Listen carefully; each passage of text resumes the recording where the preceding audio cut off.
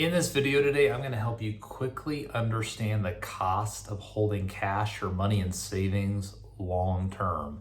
Now, who I'm going to specifically focus on today is somebody who's born in the year 1960. I'm going to use you as the example. But overall, if you're in or nearing retirement or you have a lot of money in savings, I want you to think long and hard as you watch this video. So if you were born in 1960 and you had $100,000 in savings, in the year 2025, which is where we're at today, that same $100,000, it would take $1 million to buy the same goods with what you could have bought for $100,000. So essentially, your cash is only worth 10% of what things would cost relative to inflation here in 2025. Now, if you had left that money in a savings account and got 2% growth over that period of time, your $100,000 would have turned into $362,000. You still would have only had 30% of the value of what it would have cost to keep up with what things cost adjusted for inflation in the future.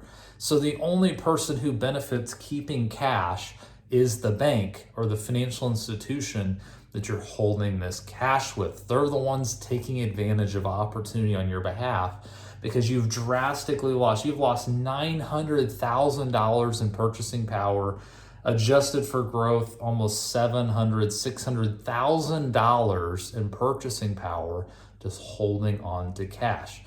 Cash is king when you need to make big decisions, big purchases in a short amount of time.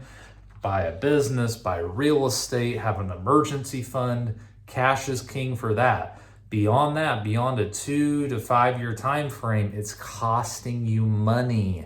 You know, cash is good to put to work, but just to hang on to it, you're losing value on your money. Now let's hold up a mirror and take that same 100,000, and if you would have put it in the S&P 500, the year you're born, 1960, it would have grown to 5.3 million in 2025. That's 5x the cost of goods. So even though the cost of everything went up 10x over that period of time, you still have 5x the value of your money above inflation. The people who have money in cash should be worried about inflation. But the people who think long-term, they get their money put to work, they have to think long-term. You can't think about the media and all the ups and downs of the market, because at the end of the day, this doesn't have to be the S&P. You could have done the same thing with real estate, owning a business, whatever the alternative to cash is. When you own things and you're thinking long-term, you get the greatest growth and tax benefits on your money. So if you're watching this today and you've got a cash-heavy, fixed income-heavy portfolio or financial plan, I want you to think, am I really thinking long-term? Am I thinking tax smart?